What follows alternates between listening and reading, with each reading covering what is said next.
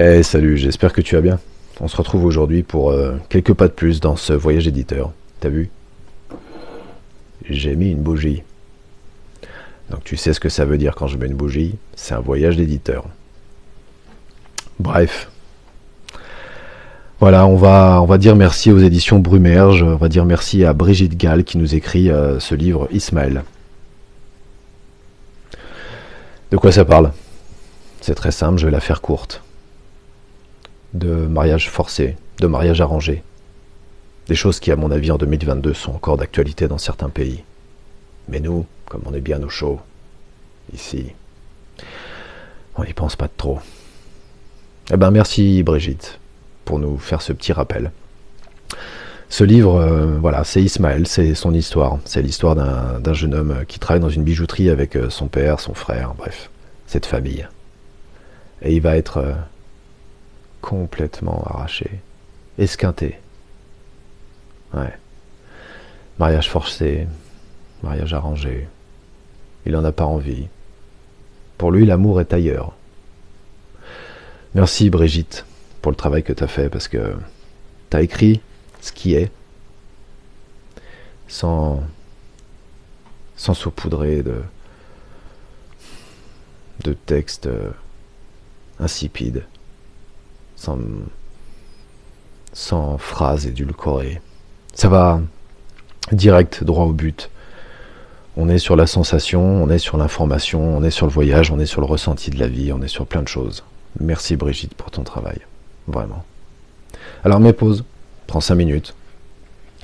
Va te chercher ce que tu as besoin, thé, café, croissant, pain au chocolat, cookies, ce que tu veux. Et puis on va se faire la lecture, toi et moi, d'un petit extrait de ce livre qui, au-delà du fait que tu voyages, est pertinent. Un an s'est écoulé.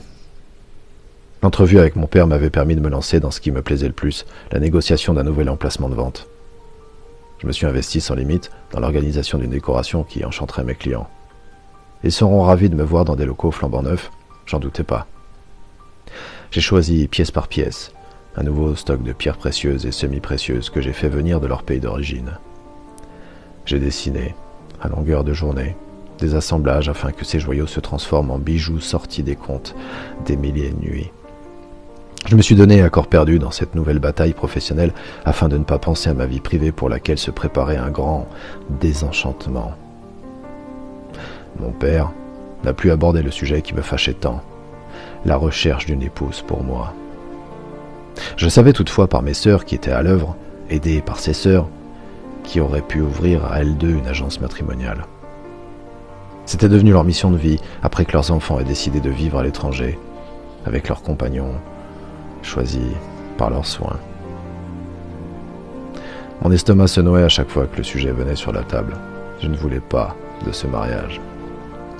Je me suis dit alternativement que je trouverais un subterfuge entre échapper à cette nouvelle échéance fatale et à d'autres moments, que je parviendrais peut-être à trouver du plaisir dans ce mariage arrangé, tout comme mes parents et d'autres membres de la famille l'avaient trouvé. Tu as peur? C'est normal. Moi aussi j'avais peur, m'avait dit un ami pour me rassurer. Maintenant je suis heureux. Regarde les beaux enfants que j'ai. Oui, il avait de beaux enfants, mais je ne voyais pas de regard complice entre sa femme et lui, comme j'avais pu le voir chez d'autres. Je connaissais trop bien ma culture. Il est de bon ton de clamer haut et fort notre bonheur d'être en couple. Les parents sont rassurés.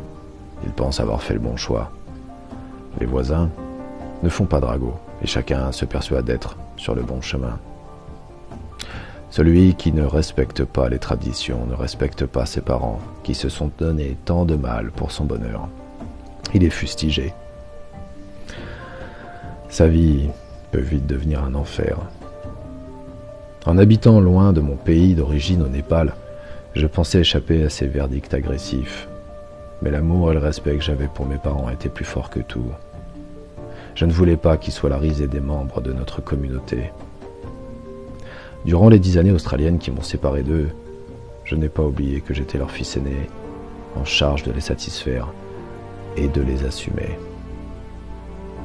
C'était notre loi et je comptais bien faire en sorte qu'ils soient fiers de moi. Pour cela, il fallait en passer par le sacrifice de ma vie privée, je le savais, je le redoutais. Je savais que je pourrais pas y échapper. J'espérais pourtant un miracle. Je méditais sur ces deux sentiments contradictoires, trouver un moyen d'échapper à ce mariage arrangé ou accepter du plaisir à être uni avec une cachemirie. Mon regard était posé sur le dernier collier de ma création lorsque sa voix retentit dans le silence de la boutique. Namasté. Je n'avais plus vraiment pensé à elle. Elle avait été engloutie par mes angoisses sur ce mariage arrangé, tant redouté, et mes activités professionnelles qui me passionnaient. Oh, namasté, j'ai répondu alors, sorti de ma somnolence de fin d'après-midi. Me reconnaissez-vous, me dit-elle. Oui, oui, oui, je vous reconnais. Vous aviez acheté un bracelet pour votre mère. Je suis venu vous dire qu'elle l'a beaucoup aimé. Oh, j'en suis heureux. Un petit temps de silence s'est installé alors entre nous. Je sentais qu'elle n'était pas venue me parler de sa mère et de son bracelet. Je ne savais pas quoi lui dire. Les idées se bousculaient en moi. De quoi avais-je lui parlé? Pourquoi est-elle revenue? C'est à ce moment-là que je repensais furtivement à ce mariage arrangé qui m'attendait. Je compris alors que je la regardais avec regret comme une épouse potentielle. Celle que j'aurais pu avoir si je n'étais pas un fils respectueux du pouvoir de son père.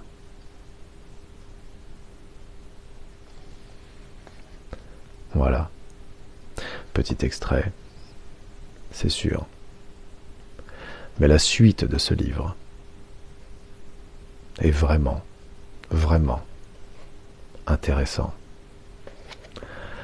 Là-dessus, je vous laisse et je vous souhaite la plus belle des journées.